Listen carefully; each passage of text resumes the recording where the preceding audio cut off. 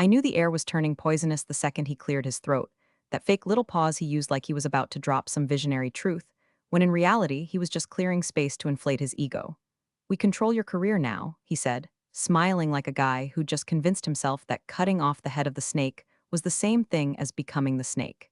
His voice carried across the open floor, bouncing off cubicle walls and the glass conference rooms, making sure everyone heard the next part. "And that's why, as of this moment, your services here are no longer required.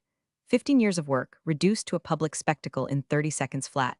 No private meeting, no handshake, just a smug little smirk in front of 50 people, most of whom suddenly found something extremely interesting about their keyboards."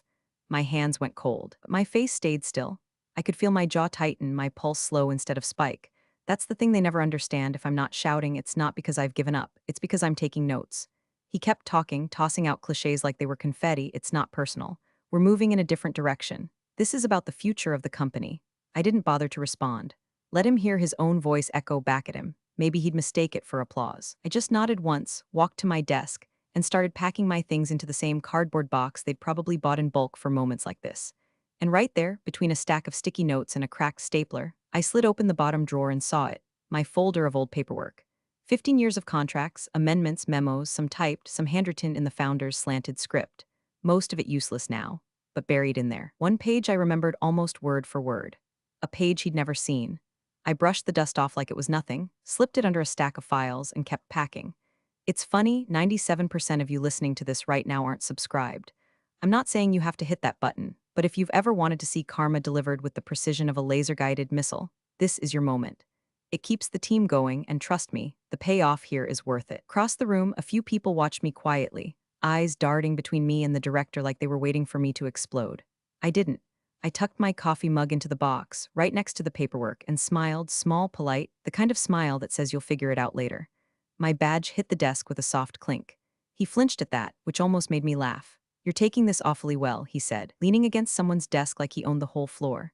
"Funny thing about endings," I replied, taping the box shut, "is they usually start something else." He smirked like he thought I was trying to save face. But I wasn't saving anything, I was filing it all away. Every word, every look, every ounce of smugness for the day it would burn him alive. I walked past him without another glance, feeling every pair of eyes on my back. Out in the hall, the elevator doors opened instantly, like they were in on it. The ride down was silent except for the hum of old machinery and the faint rustle of paper in my box. I shifted the weight, feeling that single sheet tucked away like a live wire. 15 years ago, the founder had slipped it into my contract without ceremony. "Just in case they ever forget why you matter," he'd said. Back then, it felt like a nice gesture. Now, it felt like an insurance policy I was about to cash in. When the lobby doors opened, I stepped out into the cool air, the city noise wrapping around me like armor. I didn't look back at the building, didn't need to. I knew what was coming, even if they didn't. The director thought he'd ended something today. All he'd done was light a fuse, and I've got all the time in the world to watch it burn. When I first walked into that office 15 years ago, didn't smell like money or politics yet. It smelled like coffee that had been sitting on a hot plate too long and printer toner from the copy machine that doubled as a coat rack. Back then, there were maybe 20 of us, and you could shout across the room if you needed something. The founder, Jack, didn't sit in some glass fortress. His desk was jammed between the break area and the server closet, and he actually liked it that way. He knew everyone's name, their spouse's name, their kids' soccer schedules. He remembered my dog's birthday, for God's sake. My first day, I showed up in a shirt that still had the fold lines from the package. Jack laughed, not in a mean way, just in that warm, we're all winging it here way. He handed me my first assignment with one hand and a cup of his infamous sludge coffee with the other. "We build this together," he said, "but you watch your back too." At the time, I didn't understand what he meant. I figured it was just founder wisdom, like the kind you'd put on a motivational poster if you were the kind of guy who believed in motivational posters. But about 3 weeks in, after I'd pulled my third straight all-nighter to get a client rollout done, Jack called me into his office. Well, office was really just a corner of the floor where someone had put up two rolling whiteboards for privacy. "Sit," he said, sliding a paper across the desk. It was a contract, not the standard HR packet I'd signed when I came in, but something different. His lawyer, a guy named Walter who still used a fountain pen and carried legal pads everywhere, had drafted it. Jack leaned forward, voice low like we were plotting a heist. "This," he said, tapping the paper, "is your shield. And maybe one day your sword." I skimmed it then, catching odd phrases, contingency provisions, intellectual property rights upon termination, binding client continuity clauses. It was written in dense, old-school legalese, the kind they don't teach anymore because no one has the patience to read it. Walter explained that in companies like ours, Things change fast and founders forget faces. We're not going to let that happen to you, he said. The deal was simple enough. As long as I stayed, my name was embedded in certain client agreements. My oversight required for the renewal of specific licenses and IP rights. If the company ever let me go without cause, ownership of some of that work and the ability to service those contracts shifted directly to me. It's a relic, Walter admitted, but relics can be powerful if you remember where you buried them. We shook hands on it, no corporate HR rep, no fancy onboarding slideshow. Just Jack, me, and Walter, leaning over a desk littered with coffee mugs and client folders. Jack grinned. This company will grow, but don't let them forget you built part of it. And it did grow. Within a few years, we'd moved into a bigger space, the kind with keycards and a receptionist who acted like she was guarding Fort Knox. Departments got divided into silos, middle managers sprouted like weeds, new hires didn't know who Jack was unless they saw his name on an old plaque in the lobby. I'd see Walter once in a while, usually at the Christmas party, still in his three-piece suit even with tinsel wrapped around his arm by the marketing team. He'd pat my shoulder and say, "Still got the claws?" And I'd nod. We never spoke of it in detail. It was our little ghost in the system. Somewhere along the line, HR stopped keeping the original hard copy. Everything went digital, and the scanned version of my contract was just page after page of generic employment terms. The contingency provisions? Missing. Probably lost in some system migration, or maybe they didn't even know it existed to upload it. But I had the real thing in its faded manila folder, tucked away in my bottom desk drawer. That folder had sat there for over a decade, untouched, just part of the office furniture in my mind, until the moment 2 days ago when I opened that drawer for the last time. And in that instant, as the new director smirked from across the floor, I realized how far we'd fallen from those handshake days. The culture wasn't just colder now, it was hollow. And hollow things break easy when you know exactly where to press. The building's lobby felt colder than usual, the kind of cold that didn't come from the air conditioning, but from the absence of anything human. My shoes clicked against the polished tile, each step echoing like it was marking time until the moment they'd regret this. Behind me, I could still hear the faint murmur of voices from the office floor above, coworkers leaning into each other's cubicles, whispering the way people do when they're trying to sound sympathetic but can't resist the taste of fresh gossip. "Did you hear? I can't believe he did it like that." I mean, maybe she saw it coming. The elevator doors slid shut, but their voices stayed with me, clinging like smoke. I stepped into the lobby proper, my box tucked under my arm, the weight of it almost comforting. It wasn't just paper and a mug, it was ammunition. The director was standing by the glass security doors when I approached, leaning against the metal frame like a victorious gladiator watching his opponent limp out of the arena. That smug curve of his mouth hadn't shifted since the meeting. In his head, I was walking away stripped and beaten, too stunned to fight back. I slowed my pace just enough to make him think I might say something. His eyebrow arched, his body language practically begging me to lash out so he could savor it. Instead, I gave him the kind of polite smile you'd give a stranger holding the elevator door for you. No malice, no bite, just an acknowledgement that he existed, and I was aware of it. Then I walked past him, watching his reflection in the glass as his smirk faltered for a fraction of a second. On the surface, I was leaving quietly, but inside, the storm was shifting. The hot spike of humiliation was cooling into something sharper, cleaner. Anger is messy. Calculation is surgical. And right now, my mind was running through timelines, contract language, and the very specific implications of that page I'd slipped into my box. He thought this was over. He thought I'd just disappear into some LinkedIn purgatory, updating my profile with phrases like seeking new opportunities while he rewrote history upstairs. But what he didn't know, what none of them knew, was that my termination had just tripped a wire they didn't even remember existed. That contract clause Jack and Walter had built for me wasn't just symbolic protection. It was legal bedrock, woven directly into certain client agreements. My presence at the company wasn't optional for those deals, it was a signed, binding condition of their continuation. Remove me without cause, and the clients had every right to pull their contracts immediately. And they would. Not because they loved me personally, though a few did, but because big clients don't like surprises, and they like loopholes even more when it saves them millions. Walking out that door, I didn't need to plot sabotage. I didn't need to send a single email or make a single call. All I had to do was let the clause do its work. It was like watching the first drop of oil hit a hot pan. You know the sizzle is coming, and there's nothing anyone can do to stop it once it starts. Outside, the late afternoon sun caught the mirrored facade of the building, blinding enough that I had to look away. It made me think of how many hours I'd spent inside those walls, how many nights I'd worked past dark while others went home. And now here I was, a ghost in daylight, walking away while the machinery inside kept running, oblivious to the fact that one gear had just been pulled from the engine. I crossed the street without looking back. The traffic light changed, and I blended into the crowd heading toward the subway, just another commuter carrying a cardboard box. No one out here knew a corporate execution had just taken place. No one knew the fuse had already been lit. But soon the ripples would start to spread, quiet at first, then faster, harder, until the whole thing buckled under the weight of its own arrogance. And the best part? They'd think the damage came from somewhere else. 2 days later, I was sitting at my kitchen table, coffee steaming in front of me, the quiet hum of the refrigerator filling the silence. It was one of those rare mornings where nothing felt urgent, no 6 a.m. emails, no frantic calls, no calendar crammed with overlapping meetings. Just me, the coffee, and the knowledge that somewhere, a machine I'd once kept oiled and humming was starting to grind itself into sparks. The first text came at 9:13 a.m. from Melissa in accounting. Melissa, hey, is it true? Before I could type a response, another came in. Dave IT, contract with Oryx suspended. Whole floors losing it. Oryx, the crown jewel of our client portfolio. The one with the ironclad personnel continuity clause written in such specific language it might as well have had my name etched into it with a chisel. The messages started piling in, one after another, some from people I'd barely spoken to in years. Board's in emergency session. They're saying legal's scrambling. You okay? It's chaos here. I didn't answer any of them, not yet. I just let the phone buzz against the wood grain of the table, each vibration like a drumbeat marking the spread of the fallout. I took another sip of coffee, slow and steady, savoring the bitterness. There's a particular kind of satisfaction that comes from watching a storm you didn't have to create, just when you knew was coming, inevitable as gravity.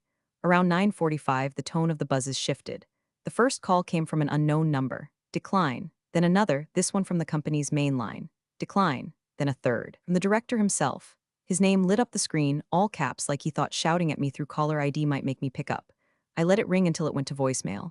5 minutes later, a text from him. Director, we need to talk. Call me back. I didn't. Instead, I set the phone face down and went to refill my coffee. Outside, the late September air had that crisp bite to it, the kind that hinted at the coming winter. I stepped onto the balcony, cup in hand, and leaned against the railing. Below, the city moved at its usual indifferent pace. Delivery trucks double parked, commuters power walking with headphones in, a dog barking at something only it could see. It felt good to be out here, untethered from their panic. I could picture them now, the director pacing in that over-designed corner office, the board members exchanging clipped whispers, legal combing through digital files and finding nothing, because the real contract wasn't on any of their servers. It was in the manila folder sitting 3 feet away from me, on the table, just where I'd left it. By noon, the text had slowed, replaced by a single voicemail notification from the director. I didn't listen to it, didn't need to.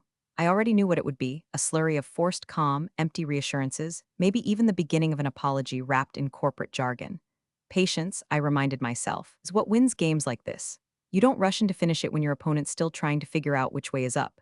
You let them spin, let them exhaust themselves, and when the time is right, you drop the truth like a stone into still water. I went back inside, sat down, and opened my laptop, not to job hunt, not to network, but to check the news. Sure enough, a small blip on a trade site, Oryx Holdings suspends partnership pending contract review, was only a paragraph long, but I knew that was just the first ripple. Bigger waves were on the way. And somewhere in that high rise I'd walked out of 2 days ago, the director was starting to understand that maybe my silence wasn't surrender. Maybe it was the sound of something else, something far worse, coming for him. Up on the 32nd floor, in that glass-encased boardroom they like to pretend, is a war room. The first real crack split the polished surface of their confidence. The Oryx account wasn't just a big client in the way salespeople brag about. It was a pillar. The kind of contract that held up entire fiscal projections, soothed investors, and kept certain board members smugly sure of their own genius. And now it was suspended. Not because of bad performance. Not because of missed deadlines. But because of a paragraph buried deep in a master service agreement, the one that named me specifically as a condition of the deal's continuation. Named me in full, not my title, not my department, my actual name, like a signature scrawled into the foundation of the building. The company lawyer, different guy now, not Walter of course, was sweating through his shirt as he read it aloud. In the event of the removal, without cause, of the individual identified as project lead, herein referred to as my full name, the client reserves the right to terminate all services effective immediately, without penalty or further obligation. There was a pause after he finished, the kind of silence where everyone in the room is hoping someone else will speak first. Then the CFO broke it with a low, bitter exhale. That's millions. If they pull completely, it's 8 figures minimum. The director tried to talk over him, offering some nonsense about renegotiating terms and presenting a continuity plan. But the legal team already knew. Oryx didn't want a plan. It wanted the clause honored. And honoring it meant undoing what he'd done to me in front of 50 witnesses 2 days earlier. Meanwhile, I wasn't there to see it. I was 3 miles away, walking through the park like I had all the time in the world. The air had that perfect fall crispness, the kind that makes every leaf look sharper, every shadow longer. A family was taking pictures under a maple tree that had gone bright orange overnight. Somewhere behind me, a jogger's earbuds were leaking tinny pop music into the morning. I kicked through a drift of fallen leaves, listening to the dry crackle under my shoes. My phone was in my pocket, silent. No buzzing now, I'd shut off notifications an hour earlier. The chaos was still happening, but I didn't need to track every wave of it. The tide was already coming in, and there was nothing they could build fast enough to stop it. A squirrel darted across the path in front of me, stopping to sit up on its haunches, clutching some half-rotten acorn. It looked almost comically smug about its find. I found myself grinning at that, nature's reminder that sometimes you just hold onto the thing you buried long ago, knowing exactly when you'll need it. Somewhere in a skyscraper, men in suits were flipping through contracts they'd never read before today, realizing they were standing on a trapdoor they'd opened themselves. Somewhere, the director was probably learning what it feels like to be the one on the wrong side of the smirk. And somewhere, in a file folder on my kitchen table, the rest of the story was still waiting to make its entrance. I slowed my pace, breathing in the cold air, the scent of damp earth and wood smoke drifting in from somewhere nearby. Let them panic. Let them scramble. This wasn't the kind of game you won by rushing. It was the kind you won by knowing you'd already made your move, and all that was left was to watch the other player realize it. By mid-morning, the building's tension had congealed into something sharp enough to cut. The board had moved past panic and into triage mode, and when triage fails, they call in legal. Not the in-house team, they were already compromised by association, but outside counsel. That's how you know things are serious. When they're willing to pay $900 an hour just to hear someone tell them they screwed up. Legal review started like all corporate emergencies do. A conference room crammed with too many people and not enough chairs, every laptop open to the same shared folder, everyone hoping the answer was buried in a PDF they could control plus F their way through. They scoured my digital personnel file first, but of course, it was spotless, clean as if I'd been hired last year and not a decade and a half ago. It was one of the junior HR analysts, kid barely old enough to rent a car, who finally spoke up. If the digital cop is incomplete, maybe the original's still in storage. A few minutes later, two interns were dispatched to the basement archives, which was basically a climate-controlled graveyard for bankers' boxes. Down there, every file smelled faintly of dust and industrial cleaner, and the labels were faded from years of fluorescent lighting. I imagined the scene perfectly, two interns crouched on the floor, opening boxes with box cutters, flipping through stacks of contracts printed on paper so thick it could have doubled as insulation. And then, in the bottom of one box, under a pile of old W-4s and training manuals, they find it. A manila folder with my name written in black fountain pen ink, the handwriting a little shaky but unmistakable. Walters. They bring it upstairs like they're carrying a radioactive isotope, hand it to the outside counsel. The room goes quiet as he flips it open. The pages are slightly yellowed, the staples rusting at the edges. He scans quickly at first, then slows down, his brow furrowing as the language sharpens into something he hasn't seen in a long time. This is unusual, he says, his voice lower now. While all this is happening, I'm sitting at my kitchen table again, this time with tea instead of coffee. It's early afternoon, and the sunlight is pouring in through the blinds, cutting the room into stripes of gold and shadow. My phone is face down on the table, silent, but I can almost feel the moment they find the line, like an electric charge traveling down the wire, all the way from that boardroom to me. I've been waiting for this. Not in a petty I told you so way, but in the calm certainty of someone who knows the shape of the end game. I remember Walter explaining it all those years ago. The clause was an anchor, legally binding, heavy enough to sink any ship that tried to cut me loose. Right now in that boardroom, they're not thinking about metaphors. They're reading the clause over and over, each time the weight of it pressing harder.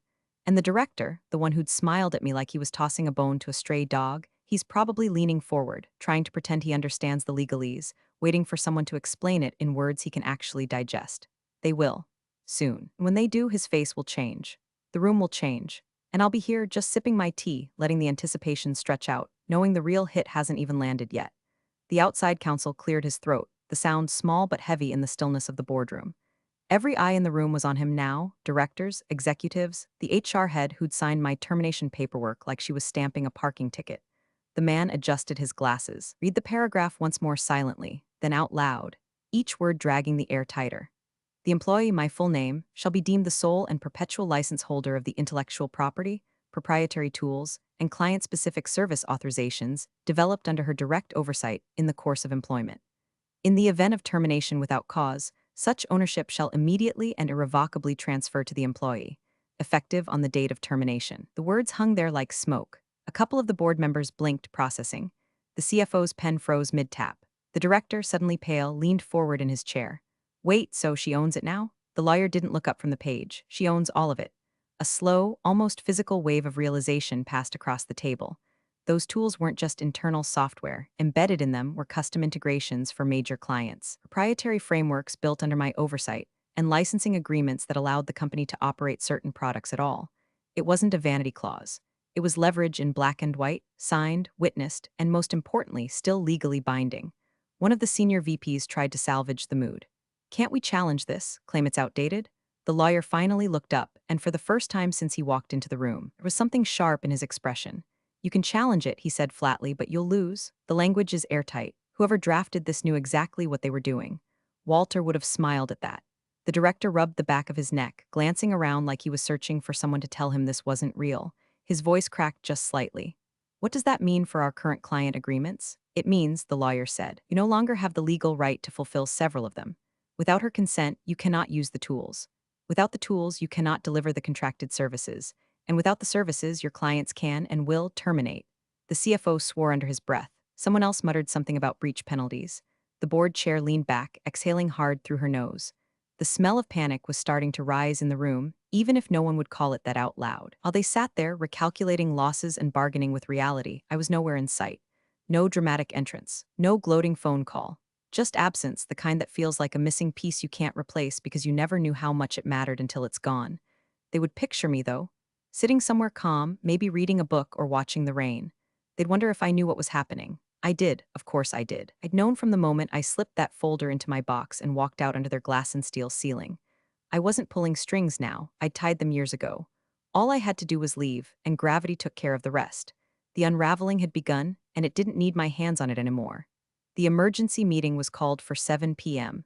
The kind of after-hours gathering that meant this wasn't just a situation, this was survival mode. The CEO was already seated at the head of the long table when the rest of them filed in, his face carved into something between anger and disbelief. The director came in last, shuffling papers like a man hoping the noise might distract from the fact that he looked about 3 shades paler than usual. The outside counsel was there too, standing instead of sitting, the original contract folder in his hand like a piece of evidence. His tie was loose, his hair a little mussed, not from carelessness, but from the kind of day that grinds down even the most expensive lawyers. We've confirmed the scope, he began, voice low but cutting through the room. By terminating her without cause, you have activated clauses that transfer ownership of proprietary tools, frameworks, and certain client-specific service authorizations to her, personally. That transfer is immediate, binding, and irreversible without her consent. The CEO's hands tightened on the armrests of his chair. Define certain clients. The lawyer didn't flinch. Oryx Holdings, ClearPath Logistics, Deltara Systems, and any subsidiary contracts tied to those entities. Together, that represents approximately, he checked his notes, 36% of your active revenue streams. A sharp intake of breath rippled around the table. And the lawsuits? The CEO asked. They'll come, the lawyer said simply. Any client that suffers operational or financial damage because of service disruption will seek damages. Some will settle quickly. Some will drag you through court for years. All of them will cost you. The director shifted in his seat. Look, I couldn't have known, the CEO's head snapped toward him. You couldn't have known? That's your defense? I mean, HR didn't flag it, legal didn't, the lawyer cut in, his voice sharp enough to stop the spiral. The document was in her original file. You didn't look for it. You didn't ask. You acted without a complete review of her terms, and you did it publicly in front of witnesses. That last word hit hard.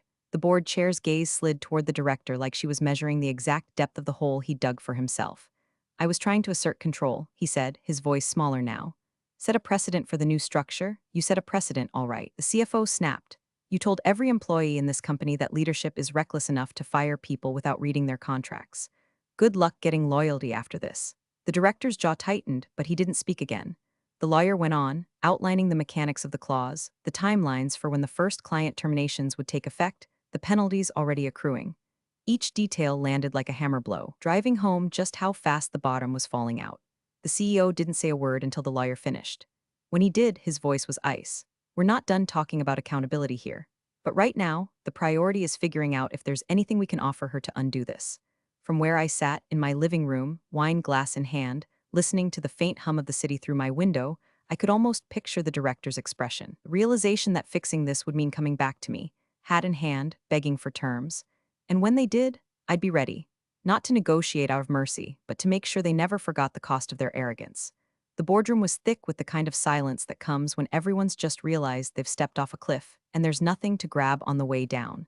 The lawyer stood at the head of the table, the manila folder open in front of him, the page he'd been circling around all evening finally resting under his fingertips. He looked at the CEO, then at the board, then down again, like maybe reading it one more time might make it say something different. It didn't. His voice was steady when he began, but each word seemed to get heavier, dragging the air lower.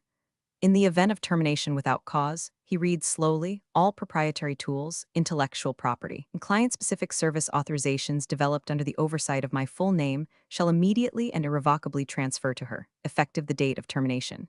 He let the paper fall back to the table. For a moment, there was no reaction, just the low hum of the HVAC and the faint shuffle of someone shifting in their chair.